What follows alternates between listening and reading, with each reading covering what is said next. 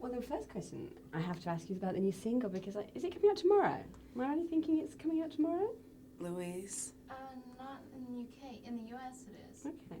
In the US and Europe it's coming out between now and different dates. Okay. So roughly a week so I can plug it? Are we talking UK or No, Europe? Just Europe. well, All just over. kind of. Within the next few weeks in Europe. Okay, so so I'll answer that. it's, Okay. it's new. Okay. So I have a brand new single called Thank God I Found You, which comes out this week in the States and probably within a week or so all over the rest of the world. And I'm starting my tour on February 14th, Valentine's Day. And Thank God I Found You has two versions, actually. One that's only available on the single. And it's called Thank God I Found You / Make It Last Forever. So it's kind of like a Valentine's Day special package there. So I think people would enjoy listening to it with their mate on Valentine's Day. So you are a true romantic, because I was going to ask you about Valentine's Day and whether you were a real romantic girl, but you obviously are. I think I'm very romantic. Sometimes I've been accused of not being romantic, but come on. I write these love songs and all that. I mean, give me a little credit. I'm a romantic. So where did this song come from? What was the impetus behind Thank God I Found You? Well, Thank God I Found You was inspired by a very special person, and that's why I think it's a great sort of, it ends my album, it's the last song on my album, Rainbow. And this is the first album I've ever made that has a happy ending. Every other album ends in complete and total misery.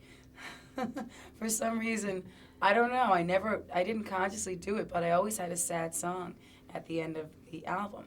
And at the end of this album, Rainbow, there's a happy ending, and it's Thank God I Found You, which is the new single.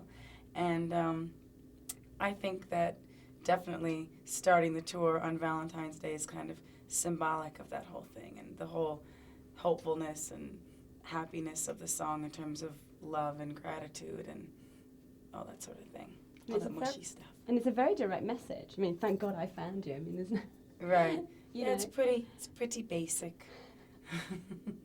So this happiness vibe, this is you now. Are you kind of feeling very at one, together? Well, actually last night I was completely miserable for half the night. And then the rest of the night, morning I woke up and I had a positive vibe and outlook. And it's like, nothing is perfect. Every day is its own thing. And this is a really bizarre industry, and it can really mess with your mind and twist your thinking and make you paranoid and make you, you're very vulnerable. But it is nice to be with somebody who understands how it is to be in the public eye and to have to deal with that mess, because it is a complete and total mess. Do you kind of freak out sometimes too? Because that scrutiny that you're under the whole time is so intense.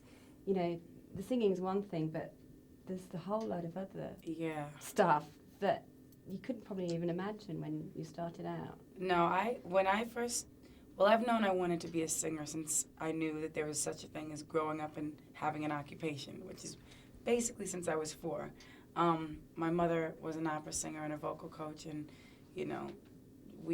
she quit doing that at a certain point, and then she kind of struggled, and I didn't grow up having a lot of money or a lot of things, and I had a lot of ambition, and I started writing songs when I was 13, and I'm just a radio fanatic. And then I grew up, from about that time watching videos on MTV and wanting to do that, and knowing that that was my dream. And now that's what I do, and it's the music half of it is great. The fans are great.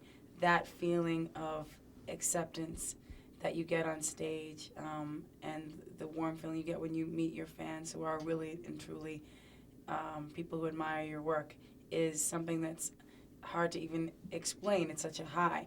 But, dealing with the other aspects of the whole celebrity thing is very bizarre. And it's also kind of new for me because I was really sheltered from it in the beginning, because I did start out so young and I was surrounded by very powerful people, and they kept a lot of things from me, and maybe some of that was good, but some of it was bad because it didn't really prepare me for how intense it is to be in the public eye like this. But you know what? At the end of the day, every day is its own thing, and hopefully the next day you can do something good if you're feeling down from somebody taking a shot at you or whatever. Because you know, as a woman, you know, it's everything from your clothes. You know, the singing almost gets left behind. I was just thinking of the American Music Awards last week, and you had that fantastic dress on, and it was just all over the papers in the UK. I didn't even see that.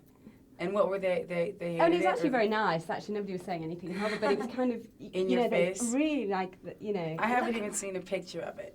You know what? I did the American Music Awards, and I had just been in. Where was I? Oh, I was in Mexico for a long time, and before that, I was like in almost every continent of the world. You know, talking about Rainbow and singing and promoting and deciding I was going to do a world tour and getting ready to put my new single out. And I didn't even know if I was going to do the American Music Awards, and then I was really honored that they were going to give me this special award. And I feel like, wow, you know, for me, this all seems like it just kind of started, and to be being honored, especially when Olivia Newton-John was going to give me the award. So, and I also wanted to sing my song, Thank God I Found You, both versions, on the show. And I grew up watching the American Music Awards. But the thing that I'm lacking in my life is time, because we barely have time sometimes to decide. I'm like literally in the trailer before the show, you know, with everybody going, okay, what am I wearing? And you don't always get a chance to see it on camera. And people reacting like, whoa, the dress was such a scandal. And I'm like, didn't seem like anything new to me. I thought I've been wearing that kind of stuff for like the past 2 years. What's the big freaking deal? Throw me a bone, somebody. Do you have sort of designers that you kind of really sort of look to? Do you kind of patronize some particular designers, or do you kind of stay away from that? Actually, the shirt I'm wearing today, which is my new favorite thing, was made for me by someone very special to me who works for me. But more than that, she's like a member of my family. She takes care of me. She's like one of the most beautiful people I know, and she's from Brazil. And she grew up, actually, she does everything. I mean, like, she shocks us every day. It's like, oh, I was a nurse. Oh, I picked cotton in the fields and spun yarn. Oh, I made shoes. And she crochets, and we found out this other hidden talent that she has. And she crocheted this for me, and she sent it to me because she's at home now. And so this is my Arlette. Her name is Arlette. This is my Arlette ensemble with my Mariah and Tanya jeans here, which happen to be Levi's, but I'm not doing an endorsement, you know. It's become like a thing for you, hasn't it, that with the cut-off? Well, I like the cutoff thing. I don't know image. if you guys can see it. If you widen out, maybe you can see it a little bit. I like the cutoff thing because you don't have to secretly unbutton them when you're sitting at the table. I don't believe you.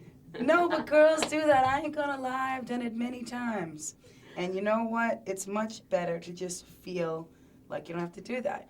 And I think that, I don't know, I did it to all my jeans, and it's fun. And I see people walking around like this in countries all over the world now. So I'm glad maybe if I've made one contribution, it's that girls don't really have to do the secret under the table thing anymore. Because I don't care how skinny you are, you unbutton those jeans if you eat an extra piece of meat. Or pasta, whatever. You're going to change lives now. Okay, sorry. So the tour. Okay. We'll go to the tour. Are you going to wear lots of lovely... Yes. One thing, I think you should let them come in a little tighter. Okay, it's just that I'm sweating like a pig, in fact. Come in a You little, can't- just a don't- little bit, because it's so, It's really long. That's an error. Chris, if you think no, then say it. I have to It can look. come in I a look. touch tighter, not a Okay. headshot. Not a headshot, but just in, Can I do a little more? Okay. So the tour, do you Okay. get to wear lots of glamorous... Recording? Oh, sorry. You're recording? Yeah.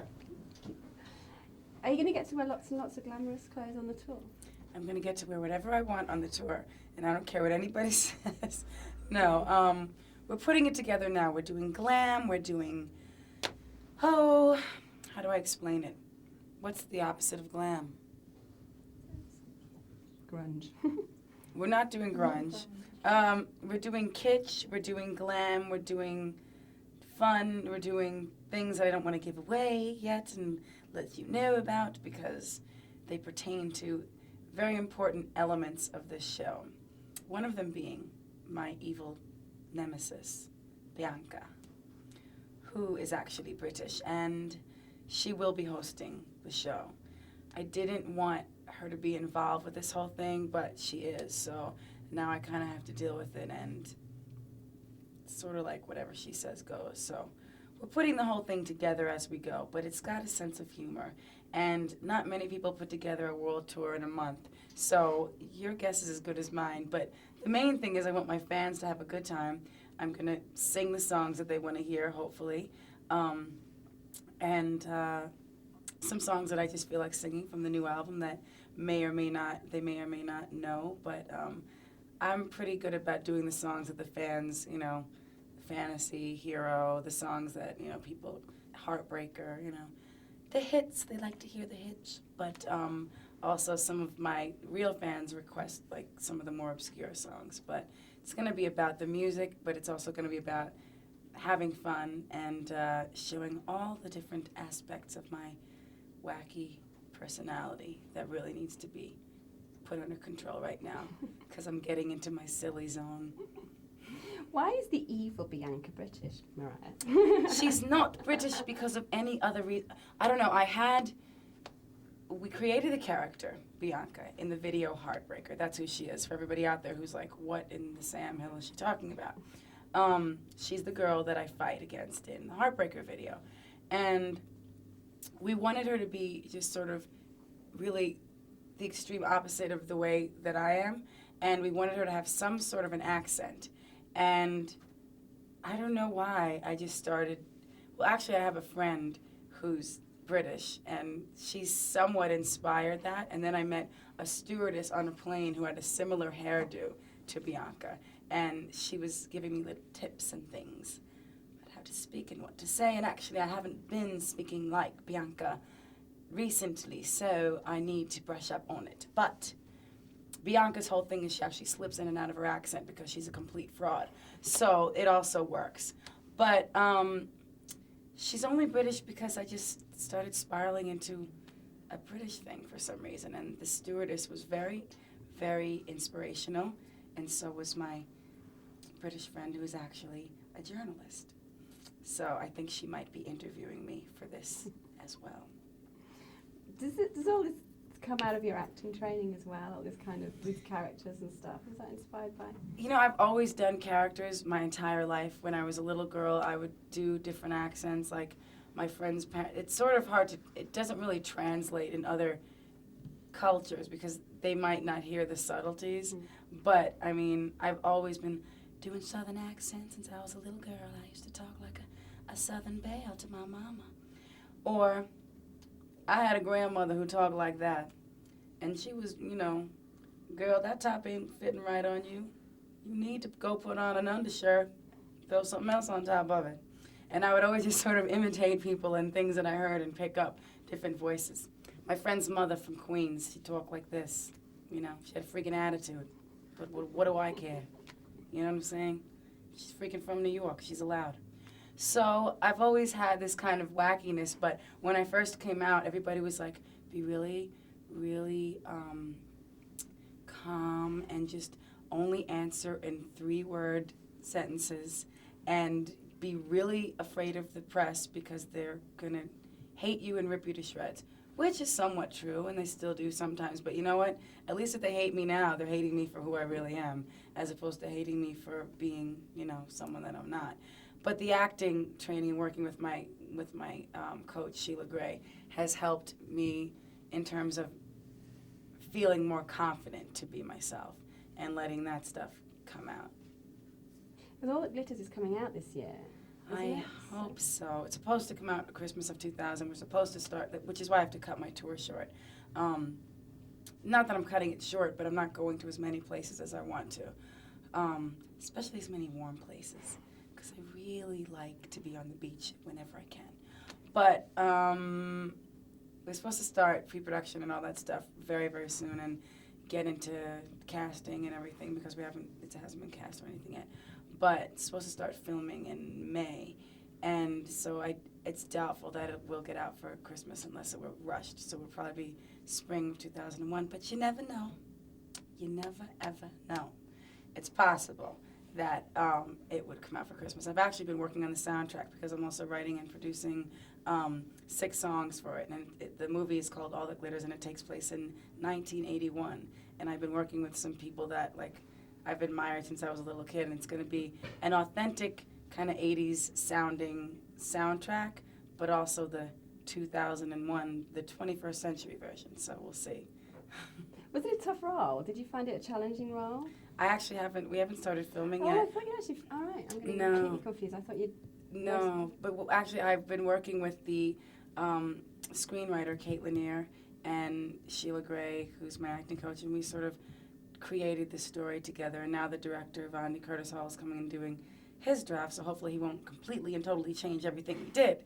But no, he's a really great, and I'm really glad that he's aboard, and it's going to be fun. It's really, I mean, it's a drama. It's different. It's not going to be necessarily the same type of, you know, I do want to do, there's a comedy that I really would love to do because it'll just probably be a great outlet. All these things are just a great outlet for me. But the soundtrack, I think, is going to be something that's, I just started, I mean, reworking on it again the other day, and I feel like I've got some really good stuff, and I'm really excited. I was in Minneapolis with Jimmy Jam and Terry Lewis, and also with the artist formerly known as Prince. And I don't know if that's supposed to be a secret or not, but hopefully that'll work out. And I'm possibly going to hook up with Rick James. So I really want it to be, like, authentic. But I wrote about 4 songs or 5 songs in the past 2 days. So now the hard part starts, making the records and doing the movie. You're so. Oh, we can. Oh, all right. We're stopping soon. Okay. Hold on. Okay. That's where Bianca comes But from. you- But you mentioned I that. mentioned anyway. it, Yeah, so you said okay. that. We'll put a clip out of Thank God I Found You. So if there's anything Okay. you want to say about the video, where it was shot. Okay. Well, there are 2 different versions for the Thank God I Found You video. One was shot in Minneapolis in the summer, and it was the original version that's on the album, and it was with Joe and 98 Degrees. And it was the song wasn't even done yet, and we, I mean, it was written, but the record wasn't mixed or anything. And we performed it in front of, like, I don't know, 30, 40,000 people, and we did it twice, and the second time the crowd was singing along, so that was really cool. And then the remix video was shot in Hamburg and in New York. It features Nas and Joe, and it's a completely different thing because it's like a club feel, very natural. We weren't done with the record yet either. I was in the studio the night before singing, and the rap wasn't even on it yet. So I kind of like to do things spur of the moment, but it's a fun video, and there's a really cute puppy in it. And some really nice shots of my shoes. The 2 most important elements. Exactly. For any girl's Animals video. and shoes. Especially if they have a good heel. Got a good heel and some beading or some stones. Studs. You're happy. Yes. That's great, Mariah. Thank you very much. Thank you for that very lovely much. interview. It was nice Very talking kind. to you. Oh.